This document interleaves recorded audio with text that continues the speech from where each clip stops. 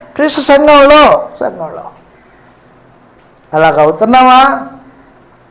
భర్తలను ఎదిరించి లోపడుకోకుండా భర్త చెడుమార్గంగా పోతూ ఉంటే దాన్ని అడ్డగించాల్సింది పోయి వారితో ఏకీభవించి దయచేసి గుర్తుపెట్టుకో, స్త్రీలు అలాగ ఉండకూడదు, శరకి పిల్లలుగా ఉండాలా అని చెప్పేసాడు పరిశుద్ధాత్మ. మహత్తరమైన జీవితాలు కట్టబడతాయి క్రీస్తు సంఘంలో. అద్భుతమైన పరలోకపు వాతావరణము, పరలోకంలో ఉండే వాతావరణం భూమి మీద దింపడానికి ఉద్దేశించాడు దేవుడు పరలోకంలో నివాసం ఉంటాడు. అయితే ఆయన ఎక్కడ ఉంటాడు? ఇప్పుడు సంఘంలో ఉంటాడు. సంఘంలో దేవుడు ఉంటాడు, యేసు ప్రభువు ఉంటాడు, పరిశుద్ధాత్మ సంఘంలో ఉంటాడు. పరలోకపు దైవత్వం కలిగిన ముగ్గురు వ్యక్తులు క్రీస్తు యేసునందు విశ్వాసం ఉంచి దైవ స్వభావంలోకి మార్చబడిన పరిశుద్ధులు ఏకమయ్యారు. ఇప్పుడు ఏకమయ్యారు. పరలోకపు వాతావరణము అక్కడెక్కడో కాదు, ఇక్కడే క్రీస్తు సంఘంలో.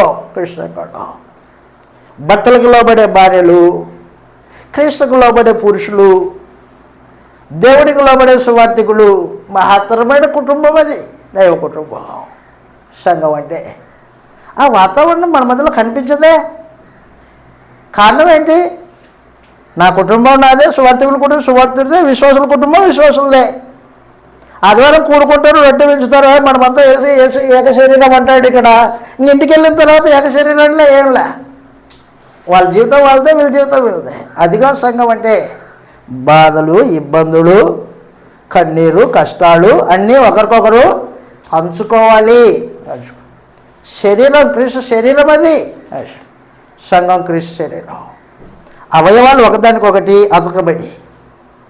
నేను ఎప్పుడు చెప్తుంటాను, ఈ చేతికి దెబ్బ తగిలిందనుకో, ఈ చెయ్యి చేయాల్సిన పని ఆగిపోతుంది. ఎవరు చేస్తారు? ఈ చెయ్యి చేస్తుంది, పంచుకుంటుంది.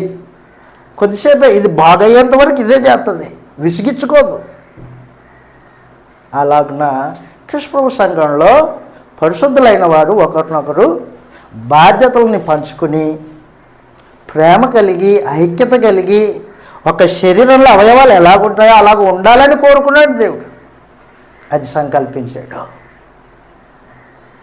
కాబట్టి దేవుని సంకల్పం నెరవేరాలంటే సంఘంలో స్త్రీ పురుషులు వారి వారి బాధ్యతలు నిర్వర్తించాలి. పురుషుడు తనకి ఇవ్వబడిన బాధ్యత, స్త్రీ తనకి ఇవ్వబడిన బాధ్యత నిర్వర్తిస్తూ ఉంటే మనకు